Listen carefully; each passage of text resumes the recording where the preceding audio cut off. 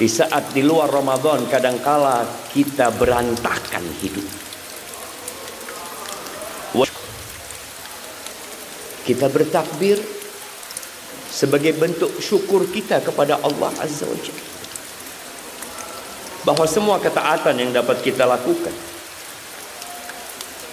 Sebagian khatam Al-Quran sekali, sebagian ada yang tidak sampai khatam. Tapi bulan Sya'ban, sebagian kita sholat malam sampai kakinya lelah dan letih. Sebagian kita sholat malam tapi nggak capek, tapi lebih baik daripada sebelum dia, masih lebih baik daripada sebelum dia masuk bulan Ramadan. Sebagian kita mungkin sibuk dengan handphonenya walaupun di bulan Ramadan, tapi masih lebih baik daripada di luar Ramadan. Sebagian kita banyak berdoa di bulan Ramadan. Sebagian kita jadi baik hati, dia kirim berbuka ke masjid-masjid, dia tunaikan zakat hartanya, dia berikan zakat fitrah, dia bantu orang-orang yang tidak mampu. Iya, kita telah mendekatkan diri kepada Allah Azza wa Jalla di saat Allah memang telah mengkondisikan kita. Gimana kita nggak jadi baik sedangkan setan-setan dibelenggu, pintu-pintu surga dibuka, pintu-pintu neraka ditutup, penyeru terus menyeru mengatakan, ya baghiyal khair, ayo engkau cinta dengan kebaikan, engkau selalu berpikir aku ingin jadi baik, aku ingin berubah, ayo ini waktunya. Wa ya baghiyal syarr, wahai yang senantiasa dibisikin untuk berbuat jahat dan engkau punya nafsu untuk berbuat jahat, tahanlah dirimu. Apa nggak cukup 11 bulan? Engkau di Ramadan masih mau mengikuti nafsumu? Tahan dirimu. Bagaimana tidak seorang muslim menjadi lebih baik di bulan Ramadan saat di situ ada satu malam khairun min alfi syahr, yang lebih baik dari 1000 bulan. Ahibati fillah, Allahu Akbar. Memang Allah maha besar. Kadangkala kita belum memahami bagaimana besarnya Allah Azza wa Jalla. Tidak ada daun yang jatuh ini, atau jumlah daun yang ada di pohon ini, di pohon ini, di semua pohon yang ada di muka bumi ini. Siapa yang tahu jumlah daun itu? Gak ada yang tahu. Berapa jumlah pasir yang ada di muka bumi ini? Berapa jumlah pasir yang ada di bangunan ini? Berapa jumlah batu bata yang dipasang di sini? Gak ada yang tahu. Tapi Allah tahu. Allah itu maha besar. Setiap gerakan sholat kita sudah biasa mengatakan Allahu Akbar. Rukuk pun kita mengatakan Allahu Akbar. Sujud kita mengatakan Allahu Akbar. Lalu apa masalah yang ada pada diri kita tatkala kita merasa hidup berantakan, tatkala Allahu Akbar? Pada salah satu peperangan di masa tabi'in, Qutaibah ibn Muslim, panglima perang, ketika pasukan kaum muslimin sudah berada di shaf dan barisan mereka, Qutaibah melihat jumlah pasukan Turki pada waktu itu banyak sekali. Fahalahul manzar, lihat jumlah yang banyak itu, ada sedikit ciut di dalam diri. Lalu apa kata Qutaibah? Aina Muhammad bin Wasim? Ada di mana Muhammad bin Wasim? Dia bukan tanya salah satu prajurit terbaik. Dia tanya seorang muslim yang taat dan patuh kepada Allah Azza wa Jalla, seorang tabi'in Dia tanya, aina Muhammad bin Wasi'? Kata anak buahnya mengatakan, huwa fil maimanah. Dia ada di sayap kanan. Dia memegang busurnya sambil menunjuk ke langit. Sambil qomat kamit dia berdoa. Apa kata Muhammad? Apa kata Qutaibah bin Muslim? La isba'u Muhammad bin Wasi'. Satu jarinya Muhammad bin Wasi' itu lebih aku cintai daripada 100.000 pedang yang dihunuskan oleh 100.000 pemuda. Ahibati fillah. Allah itu yang punya langit dan bumi ini, siapa? Allah yang punya segalanya. Yang apabila Allah berkehendak, Allah tinggal mengatakan kun. Lahir Isa tanpa bapak. Keluar itu onta dari batu. Lautan itu terbelah. Itu Allah Azza wa Jalla. Tapi kita sering lupa dengan apa yang kita ucapkan. Jamaah rahimakumullah. Selesai Ramadan. Terus mau ngapain kita? Apa rencana kita? Sebulan penuh kita ditempa seperti seekor kuda yang ditempa untuk menjadi juara. Setelah 1 bulan dia dilatih, dia diperistirahatkan 1 hari. Hari ini kuda kita diperistirahatkan. Hari ini kita nggak boleh puasa karena kita akan menghadapi perjuangan yang jauh lebih besar.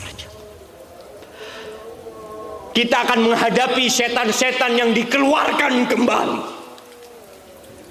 Mampukah kita mengendalikan kuda yang sudah kita latih untuk berjuang menuju kepada Allah Azza wa Jalla? Atau kita akan kembali seperti dulu, malas ke masjid, malas buka Quran, malas berdoa, bakhil dengan harta yang Allah berikan. Ahibati fillah, mungkin ada banyak amalan yang kita rencanakan untuk kita jaga. Pada kesempatan kali ini ana akan berpesan 1 amalan saja. Cukup. Salatu wassalam khairul amali adwamuhu wa in qall. Sebaik-baiknya amalan itu yang terus dikerjakan walaupun sedikit. Setelah yang wajib kita kerjakan. Kalau antum malas melakukan, malas mau puasa 6 hari di bulan Syawal, berat untuk sholat qobliyah dan ba'diyah, sulit untuk sholat malam lagi seperti di bulan Ramadan, maka pegang 1 amalan ini. Apa amalan itu? Zikrullah. Antum ingat sama Allah. Allah mengatakan, fadhkuruni adzkurkum. Kata Allah, engkau ingat sama aku. Kalian ingat sama aku. Kata Allah, aku ingat sama kalian. Dengan harapan tatkala kita memperbanyak zikir, kita tidak diletakkan di tempat-tempat yang Allah benci, jemaah. Allah pindahkan kita tatkala kita ingin berbuat maksiat. Allah bangunkan kita tatkala susah bagi kita untuk bangun. Kata Nabi sallallahu alaihi wasallam, man ajiza 'anil lail ay yukabidahu wa bakhila 'anil mali ay yunfiqahu wa jabuna 'anil aduwi ay yujahidahu. Barang siapa yang merasa lemah dia untuk sholat malam, terlalu cinta sama harta, dia sulit untuk berbagi dan bersedekah, dan pengecut dia untuk berjuang, berjihad di jalan Allah Azza wa Jalla. Terus apa solusinya? Falyukthir min dzikrillah. Perbanyak zikrullah. Ahibati fillah, kita hidup di zaman yang unik. Hiburan ada di genggaman tangan kita. Informasi datang tanpa batas. Dunia terasa dalam satu layar. Namun ironisnya, di tengah kemudahan itu, apa yang terjadi dengan manusia? Apa yang terjadi dengan diri kita? Kita nggak perlu ngomong orang lain. Apa yang terjadi dengan keluarga kita? Apa yang menimpa anak-anak kita? Ternyata manusia justru makin gelisah.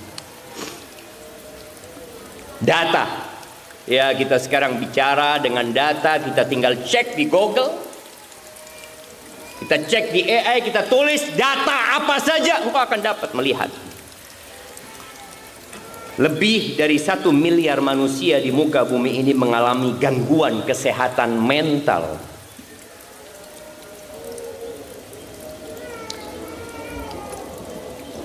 Apa sih kesehatan mental yang banyak menimpa manusia sekarang ini? Depresi dan kecemasan yang paling banyak. Oh, itu mungkin orang-orang kafir di luar Indonesia sana. Oke. Data di negeri kita, sekitar 28 juta orang mengalami gangguan kejiwaan. 28 juta.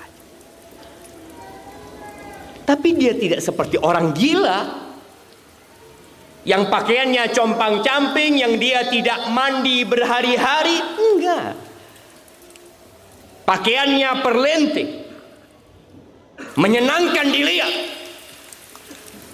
tapi jiwanya terganggu. 20% penduduk negeri ini, sekitar 54 juta orang, mengalami gangguan mental emosional.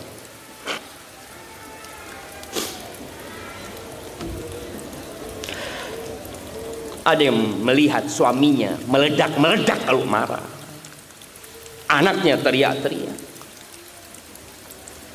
Atau kita sendiri. Yang lebih mengkhawatirkan. Ya, kita ada di SMP. 1 dari 3 remaja itu mengalami masalah kesehatan mental, dan kasus bunuh diri terus meningkat.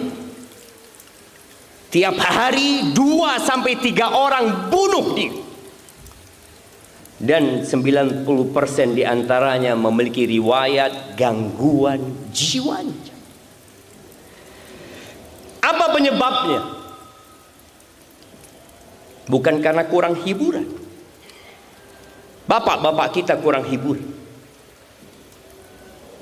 Orang kalau mau menonton mereka harus berangkat ke bioskop.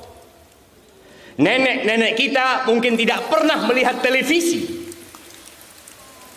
Di saat kita mendapati masa sekarang ini, semua hiburan ada di tanganmu sana. Tapi kenapa engkau cemas hidupmu? Kenapa engkau belum tenang? Belum merasa bergembira dengan semua yang Allah berikan? Ternyata yang ada di tangan kita menjadi penyebab gangguan mental manusia. Kecanduan media sosial. Pemerintah RI saat ini memikirkan untuk melarang anak-anak di bawah umur 16 tahun untuk berada di media sosial. Bukan waktunya dia di sana, sosial dia di sini. Di rumahnya, di kampungnya, di sekolahnya. Apa gunanya dia berinteraksi dengan manusia yang ada di Amerika sana? Ngapain kau? Itu penyebab gangguan. Yang kedua, perbandingan hidup dengan orang lain. Siapa yang sering melihat status orang lain? Oh, fulan beli ini, fulan ganti mobil, Oh, fulan makan ini, makan itu. Ketika engkau melihat fulan, lalu engkau melihat meja makanmu, apa yang terjadi sama dirimu? Ya Allah, zen fulannya, anak susah hidupnya. Manusia mengumbar semua kehidupan dia. Dan kita berpikir tuh orang-orang yang mengumbar kehidupan pribadinya, mengumbar romantisme dia, bahagia dia. Dia sedang sakit. Dia butuh validasi dari manusia. Dia butuh pengakuan. Lihatan aku, pandang aku. Apa sebenarnya? Itulah yang menjadi manusia, menjadikan manusia hidup dalam gangguan mental. Lalu kita sibuk menonton dia. Dia baru beli ini, dia baru beli itu. Kalau ingin sembuh, perbandingkan hidupmu dengan yang lebih susah hidupnya. Unzuru ila man huwa asfala minkum. Engkau mau lihat status orang yang tidak makan hari ini. Lihat status orang yang harus diamputasi kakinya. Lihat yang orang kehilangan matanya gara-gara air raksa. Kalau engkau harus membandingkan hidupmu, unzuru ila man huwa asfala minkum. Kita sibuk membandingkan hidup kita sama orang lain.